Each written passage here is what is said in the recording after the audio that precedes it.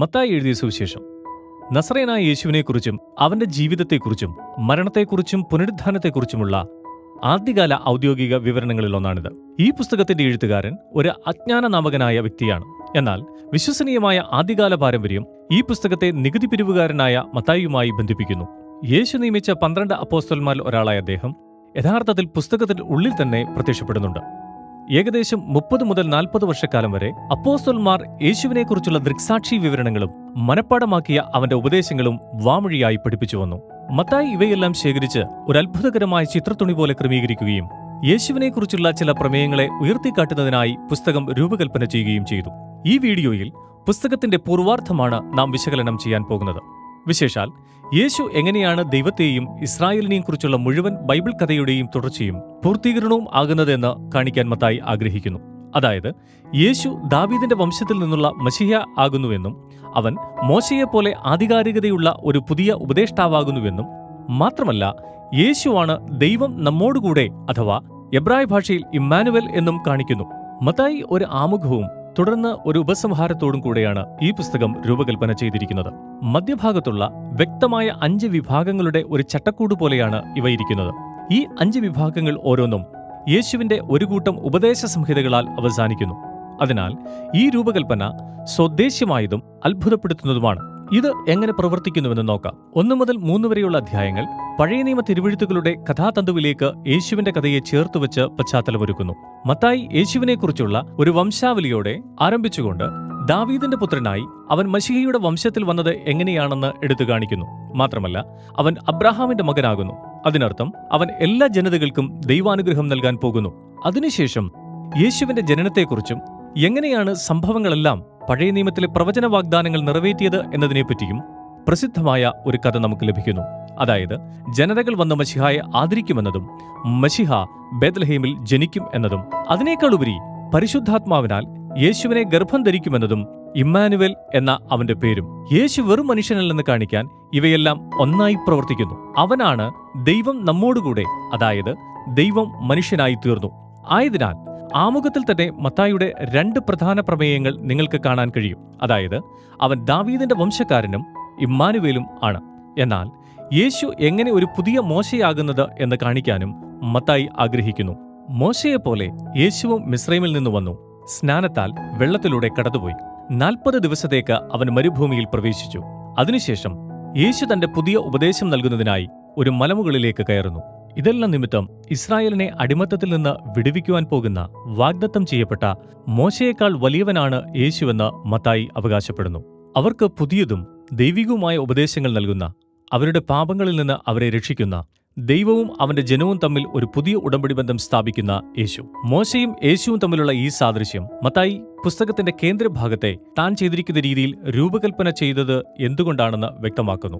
ഈ 5 പ്രധാന ഭാഗങ്ങൾ ഒരു അധ്യാപകനെന്ന നിലയിൽ യേശുവിനെ ഉയർത്തിക്കാണിക്കുകയും മത്തായി ഒരു സാദൃശ്യത്തെയും സൃഷ്ടിക്കുന്നു. ഒരു അധ്യാപകനെന്ന നിലയിൽ യേശുവിന് മോശയുടെ 5 പുസ്തകങ്ങളുമായി സാമ്യമുണ്ട്. തോറയുടെ കഥയെ നിവർത്തിക്കുന്ന പുതിയ ആധികാരിക ഉടമ്പടിയുടെ അധ്യാപകനാണ് ഇവിടെ യേശു. ഇപ്പോൾ ആദ്യ വിഭാഗത്തിൽ 4 മുതൽ 7 വരെയുള്ള അധ്യായങ്ങളിൽ യേശു ദൈവരാജ്യത്തിന്റെ വരവിനെ പ്രഖ്യാപിച്ചുകൊണ്ട് രംഗത്തേക്ക് വരുന്നു. അത് വളരെ പ്രാധാന്യമുള്ളതാണ്. ചുരുക്കത്തിൽ ദൈവരാജ്യം സർവ്വലോകത്തിനും വേണ്ടിയുള്ള ദൈവത്തിന്റെ രക്ഷാദൗത്യവും അത് രാജാവായ യേശുവിലൂടെ സംഭവിക്കുവാൻ പോകുന്നതിനെപ്പറ്റിയുമാണ്. യേശു വന്നിരിക്കുന്നത് തിന്മയെ, പ്രത്യേകിച്ച് ആത്മീയ തിന്മയെയും അതിന്റെ പൈതൃകമായ പൈശാചിക പീഡനത്തെയും രോഗത്തെയും മരണത്തെയും എതിർക്കുന്നതിനു വേണ്ടിയാണ്. അവനെ അനുഗമിക്കുകയും അവന്റെ ഉപദേശങ്ങൾ അനുസരിച്ചുകൊണ്ട് അവന്റെ ഭരണത്തിന് കീഴിൽ ജീവിക്കുകയും ചെയ്യുന്ന ഒരു പുതിയ കുടുംബത്തെ സൃഷ്ടിച്ചുകൊണ്ട് ദൈവിക ഭരണം പുനഃസ്ഥാപിച്ച് ലോകത്തെ മുഴുവൻ ഭരിക്കുന്നതിനു വേണ്ടിയാണ് യേശു വന്നിരിക്കുന്നത്. അങ്ങനെ യേശു ആളുകളെ സുഖപ്പെടുത്തി ഒരു സംരംഭം, ഒരു സമൂഹം രൂപീകരിക്കാൻ തുടങ്ങിയ ശേഷം അവൻ തന്റെ അനുയായികളെ ഒരു മലയിലേക്ക് അഥവാ ഒരു കുന്നിൻ പ്രദേശത്തേക്ക് കൊണ്ടുപോകുന്നു. അവിടെ വെച്ച് പരമ്പരാഗതമായി ഗിരിപ്രഭാഷണം എന്ന് വിളിക്കപ്പെടുന്ന തന്റെ ആദ്യത്തെ വലിയ ഉപദേശ സംഹിത അവൻ അവർക്ക് നൽകുന്നു. തന്നെ അനുഗമിക്കുകയും ദൈവരാജ്യത്തിൽ ജീവിക്കുകയും ചെയ്യേണ്ടതെങ്ങനെയെന്ന് യേശു സംസാരിക്കുന്നു. ഇത് ഒരു വിചിത്ര രാജ്യമാണ്. ഇവിടെ ഒരംഗത്തിനും പ്രത്യേക അവകാശങ്ങളില്ല. ദരിദ്രർ, ആരുമില്ലാത്തവർ, സമ്പന്നർ, മതവിശ്വാസികൾ എല്ലാവരും ക്ഷണിക്കപ്പെട്ടവരാണ്. മാത്രമല്ല തിരിഞ്ഞ് മാനസാന്തരപ്പെട്ട് യേശുവിനെ അനുഗമിക്കാനും അവന്റെ കുടുംബത്തിൽ ചേരുവാനും വിളിക്കപ്പെട്ടവരാണ്. യേശു പറയുന്നു, തോറയുടെയോ പഴയ നിയമത്തിന്റെയോ കൽപ്പനകൾക്ക് മാറ്റം വരുത്താനല്ല താൻ വന്നത്, മറിച്ച് തന്റെ തന്റെ ജീവിതത്തിലൂടെയും ഉപദേശങ്ങളിലൂടെയും അവയെ എല്ലാം നിവർത്തിക്കുന്നതിനാണ് താൻ വന്നിരിക്കുന്നത്. തന്റെ ജനത്തിന്റെ ഹൃദയങ്ങളെ രൂപാന്തരപ്പെടുത്തുവാനാണ് അവൻ ഇവിടെ ആയിരിക്കുന്നത്. അങ്ങനെ അവർക്ക് ദൈവത്തെ യഥാർത്ഥമായി സ്നേഹിക്കുവാനും അയൽക്കാരനെയും ശത്രു ഉൾപ്പെടെ എല്ലാവരെയും സ്നേഹിക്കുവാനും ഇടയാകും. ദൈവരാജ്യത്തെക്കുറിച്ചുള്ള തന്റെ മഹത്തായ ഉപദേശങ്ങൾ അവസാനിപ്പിച്ചതിനു ശേഷം അടുത്ത ഭാഗത്തിൽ യേശു ജനങ്ങളുടെ ദൈനംദിന ജീവിതത്തിൽ ദൈവരാജ്യത്തെ യാഥാർത്ഥ്യമാക്കുന്നതാണ് കാണുന്നത്. മത്തായി ഇവിടെ ദൈവരാജ്യത്തിന്റെ ശക്തി വേദനിക്കുന്ന തകർന്ന മനുഷ്യരുടെ ജീവിതങ്ങളിലേക്ക് യേശു കൊണ്ടുവരുന്നതിനെക്കുറിച്ച് 9 കഥകൾ ക്രമീകരിച്ചിട്ടുണ്ട്. 3 കഥകൾ വീതമുള്ള 3 ഭാഗങ്ങളുണ്ട്. അവയെല്ലാം രോഗികളോ ശരീരം തകർന്നവരോ അപകടത്തിലോ ആയ ആളുകളെക്കുറിച്ചാണ് പറയുന്നത്. കൃപയുടെയും ശക്തിയുടെയും പ്രവൃത്തികളാൽ യേശു അവരെ സുഖപ്പെടുത്തുകയോ രക്ഷിക്കുകയോ ചെയ്യുന്നു. ഈ 3 ഭാഗങ്ങൾക്കിടയിൽ ആളുകൾ തന്നെ അനുഗമിക്കണമെന്ന യേശുവിന്റെ വിളിയെക്കുറിച്ച് സമാന്തരമായ 2 കഥകൾ കാണാം. മത്തായി ഇവിടെ ഒരു കാര്യം ചൂണ്ടിക്കാണിക്കുന്നു. യേശുവിനെ അനുഗമിക്കുകയും അവന്റെ ശിഷ്യനായി തീരുകയും ചെയ്താൽ മാത്രമേ ഒരാൾക്ക് യേശുവിന്റെ കൃപയുടെ ശക്തി അനുഭവിക്കാൻ കഴിയൂ. മത്തായി യേശുവിലൂടെ രാജ്യത്തിന്റെ ശക്തി വെളിപ്പെടുത്തിയ ശേഷം യേശു താൻ ചെയ്തുകൊണ്ടിരിക്കുന്ന പ്രവൃത്തി ചെയ്യുവാൻ 12 ശിഷ്യന്മാരെ അയച്ചുകൊണ്ട് തന്റെ പരിധി വിപുലീകരിക്കുന്നു. ഇത് 10-ാം അധ്യായത്തിലെ 2ാമത്തെ വലിയ ഉപദേശ സംഹിതയിലേക്ക് നയിക്കുന്നു. ദൈവരാജ്യത്തെ എങ്ങനെ പ്രഖ്യാപിക്കണമെന്നും അവർ അങ്ങനെ ചെയ്യുമ്പോൾ എന്തു പ്രതീക്ഷിക്കണമെന്നും യേശു തന്റെ ശിഷ്യന്മാരെ ഇവിടെ പഠിപ്പിക്കുന്നു. ഇസ്രായേലിൽ പലരും യേശുവിനെയും അവൻ വാഗ്ദാനം ചെയ്യുന്ന രാജ്യത്തെയും സ്വീകരിക്കുന്നു. പക്ഷേ ഇസ്രായേൽ നേതാക്കൾ അങ്ങനെയായിരുന്നില്ല. മാനസാന്തരപ്പെട്ട് യേശുവിന്റെ ശിഷ്യന്മാരായി തീർന്നാൽ ഒരുപാട് നഷ്ടം സഹിക്കാൻ അവർ നിർബന്ധിതരാകും. അതിനാൽ അവർ തന്നെ തള്ളിക്കളയുകയും തന്റെ അനുയായികളെ ഉപദ്രവിക്കുകയും ചെയ്യുമെന്ന് യേശുവിനറിയാം. അതുതന്നെ സംഭവിക്കുന്നു. അടുത്ത വിഭാഗമായ 11 മുതൽ 13 വരെയുള്ള അധ്യായങ്ങളിൽ ആളുകൾ യേശുവിനോടും അവന്റെ സന്ദേശത്തോടും എങ്ങനെ പ്രതികരിക്കുന്നു എന്നതിനെക്കുറിച്ചുള്ള ഒരു കൂട്ടം കഥകൾ മത്തായി ചേർത്തിരിക്കുന്നു. ഇത് വിവിധ തരത്തിലുള്ള കഥകളുടെ ഒരു മിശ്രിതമാണ്. ചില കഥകൾ പോസിറ്റീവാണ്. ആളുകൾ യേശുവിനെ സ്നേഹിക്കുന്നു, അവൻ മിശിഹായാണെന്ന് അവർ കരുതുന്നു. മറ്റു ചിലർ യോഹന്നാൻ സ്നാപകനെ പോലെയോ യേശുവിന്റെ സ്വന്തം കുടുംബത്തിലെ അംഗങ്ങളെപ്പോലെയോ കൂടുതൽ നിഷ്പക്ഷരാണ്. യേശു തങ്ങൾ പ്രതീക്ഷിച്ചവനല്ല എന്നവർ വ്യക്തമാക്കുന്നു. പിന്നീട് ഇസ്രായേലിന്റെ നേതാക്കന്മാരുണ്ട്. അവർ പൂർണ്ണമായും നെഗറ്റീവാണ്. കൂടാതെ പരീശന്മാരും ബൈബിൾ പണ്ഡിതന്മാരുമുണ്ട്. അവർ എല്ലാവരും ഒന്നുപോലെ യേശുവിനെ തള്ളിക്കളയുന്നു. അവൻ വ്യാജോപദേഷ്ടാവും ആളുകളെ വഴിതെറ്റിക്കുന്നവനുമാണെന്ന് അവർ കരുതുന്നു. മാത്രമല്ല, അവൻ തന്നെക്കുറിച്ച് ഉന്നയിക്കുന്ന ഈ വലിയ അവകാശവാദങ്ങളിലൂടെ അവൻ ദൈവദൂഷണമാണ് നടത്തുന്നത് എന്നും അവർ കരുതുന്നു. എന്നാൽ ഇത്തരം വ്യത്യസ്ത പ്രതികരണങ്ങളിൽ യേശു അത്ഭുതപ്പെടുന്നില്ല. വാസ്തവത്തിൽ ഉപദേശത്തിന്റെ 3-ാം ഭാഗത്തിൽ, അതായത് 13-ാം അധ്യായത്തിൽ അവൻ ഇതിന്മേൽ ശ്രദ്ധ കേന്ദ്രീകരിക്കുന്നു.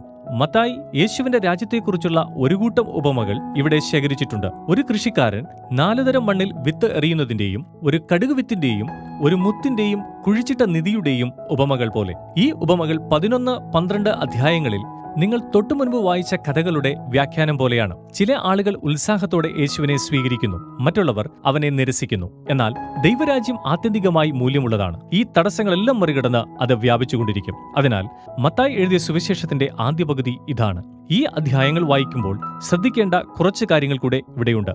പഴയ നിയമ കഥയുടെ തുടർച്ചയും പൂർത്തീകരണവുമായാണ് മത്തായി യേശുവിനെ അവതരിപ്പിക്കുന്നതെന്ന് മറന്നുപോകരുത്. അതിനാൽ പഴയ നിയമ ഗ്രന്ഥങ്ങളിൽ നിന്നുള്ള ഉദ്ധരണികളെ അദ്ദേഹം എങ്ങനെ ഇഴചേർക്കുന്നുവെന്ന് നോക്കുക.